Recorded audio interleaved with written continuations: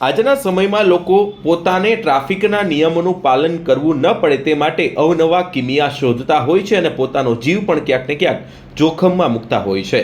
Car ચલાવતી વખતે seat belt બાંધવો ખૂબ જરૂરી છે, પરંતુ આજના સમયમાં સીટ બેલ્ટ બાંધવાની જગ્યાએ તેની પિનનો યુઝ કરવા માંડ્યા છે. આજના સમયમાં લોકો સીટ બેલ્ટનું એલાર્મ ન વાગે તે માટે તેની જગ્યાએ સીટ બેલ્ટની પિનનો ઉપયોગ કરી રહ્યા છે. તે અત્યંત ઘાતક પણ નીવડી શકે છે, કારણ કે જ્યારે પણ અકસ્માત સર્જાય ત્યારે સીટ બેલ્ટ પહેર્યો ન હોવાને લીધે એરબેગ પણ સમયસર ખુલતી નથી અને આ પિનને લીધે વ્યક્તિનો જીવ પણ જઈ શકે છે. પરંતુ આજના સમયમાં લોકો એક એલાર્મ સિસ્ટમને લીધે આ પિનનો ઉપયોગ કરતા થયા છે અને સીટ બેલ્ટ સમયસર બાંધતા નથી, જેને લઈને અનેક અકસ્માતને પણ આમંત્રણ મળી રહ્યું છે.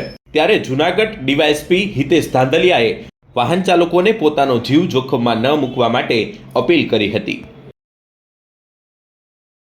જગ્યાએ ટ્રેન્ડ એક ચાલ્યો છે કે તેની જગ્યાએ ક્લિપ ફિટ કરી દે છે અને તેને લીધે એક્સિડન્ટના બનાવો પણ વધતા હોય છે. આમાં દંડની જોગવાઈ શું છે અને કઈ રીતે લોકોને સલામતી રાખવી જોઈએ?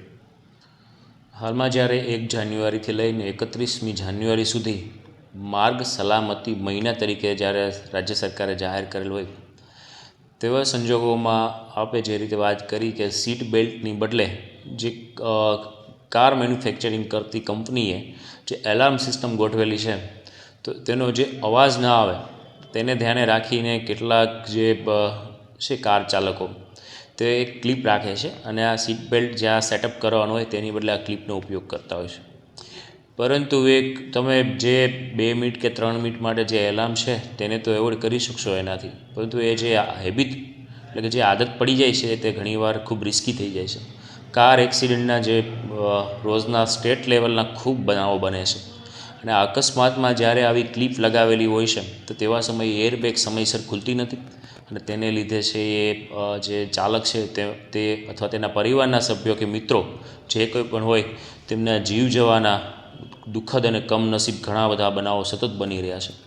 જ્યારે આ માર્ગ સલામતી મહિનામાં ગુજરાત રાજ્ય સરકારના અલગ અલગ અંગો, જેમાં સ્ટેટ ટ્રાફિક બ્રાન્ચ, જિલ્લાના ટ્રાફિક પોલીસ, અન્ય પોલીસકર્મી, આ ઉપરાંત આરટીઓ દ્વારા અલગ અલગ અવેરનેસના કાર્યક્રમો કરવામાં આવે છે.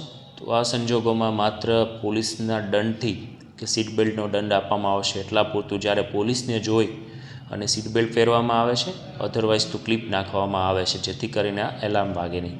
તો હું આપ સર્વેને છે એ નમ્ર અપીલ કરું છું કે આ માત્ર છે એ પોલીસ માટે અથવા તો એ મિકેનિઝમના અવાજને દૂર કરવા માટે નહીં, પરંતુ તમારી જે જીવન છે એ તમારા પરિવાર માટે, સમાજ માટે ખૂબ કિંમતી છે.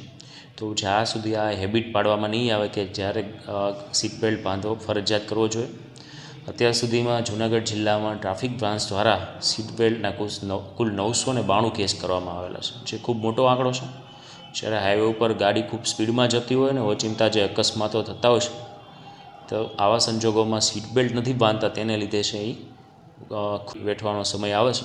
તો હું આપના માધ્યમથી આ જે માર્ગ સલામતી યાની કે રોડ સેફ્ટી જે મહિનો છે તે અંતર્ગત પણ નમ્ર અપીલ કરું છું કે આ બાબતે સીટ બેલ્ટ બાંધવાની ખાસ તકેદારી રાખવાની જરૂર છે.